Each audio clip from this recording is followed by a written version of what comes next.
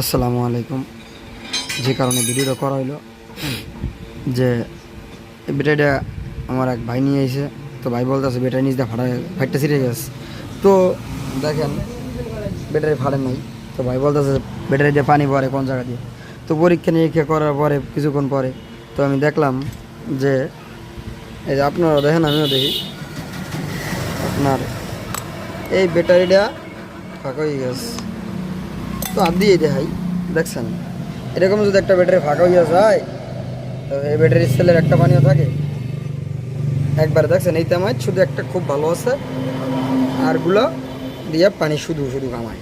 তো এরকমের ঘামাইলে কী করণীয় আর আপনারা কিভাবে বুঝবেন, যেমন এরই কিভাবে হয় এ বিষয় নিয়ে ভিডিওটা করা। তো একটা জিনিস খেয়াল করবেন, আপনারা যে চাপাটা দেন ওই চাপাটার ভুলি হইলে গিয়া এই দেন ভাই আমার কাছে এনে 1.5 ইঞ্চি ভাগ, এই 1.5 ইঞ্চি ভাগ রাখিয়া চাপা দিছে। তো এই সাইডে ভাগ করছে, ওই চাপায় চাপা পড়ছে বেশি, এই কারণে এই সাইডটা ঝিকে, রাস্তা হয়তো খারাপ, ঝিকে এই সাইড উঠে গেছে। উঠে যাওয়ার কারণে এই সাইডে ব্যাটারি 1 2 3 4 এই সাইডে খুব পানি থাকতোই না, সাইডে খুব পানি থাকতো না, কিন্তু 5টা খোপের পানি আছে আপনার অর্ধেক। 6 নাম্বারেরটা আছে ফুল, 5 নাম্বার পানিটা আছে অর্ধেক, আর এগুলোর পানি আছে সব এই লেভেলে। এটার পানি আছে এই, এটার পানি আছে এই, আর এটারও পানি আছে তাও আবার এই।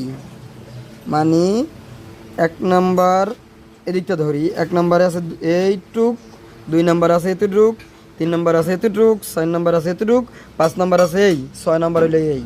তো আপনারা আমি যে নিশানা দেখাইলাম এই পর্যন্তই পানি আছে। কিন্তু একটা জিনিস সবসময় মনে রাখবেন, ব্যাটারি চাপা দেবেন চিকন করে দিলেও এইভাবে দেওয়ার চেষ্টা করবেন, মানে এদিকটা দেবেন যদি এদিক সোজা হয় তো চিকন করে দেবেন ভাষাটা এরকমভাবে, আর এই জায়গায় দেবেন ভাষাটা চ্যাপটা করে দিতে। তো আপনারা যারা বলবেন যে ভাই দোনো পাশে না এক পাশে দিলেই তো হয়, আজকে দেখেন এক পাশে চাপা দিয়েছে 1.5 ইঞ্চি ফাঁক রাইখা এইখানে এই সাইড তুলে গেছে, আর যদি দোনো সাইড মিলেই দিতেন তাহলে আর আমার কাছে আসা লাগতো না। এরকম ভুল কোনো ড্রাইভার ভাইরা করবেন, আর করলে সবসময় ভালো এবং দক্ষ মিস্ত্রি দ্বারা পরামর্শ নেবেন। ভাই একটা গাড়ি কীভাবে চাপা দিতে, চাপা দিলে তো আপনার কাছে টাকা পয়সা চাইবে না, হয়তো আপনারা টাকার ডরে প্রশ্ন করেন না করছেন।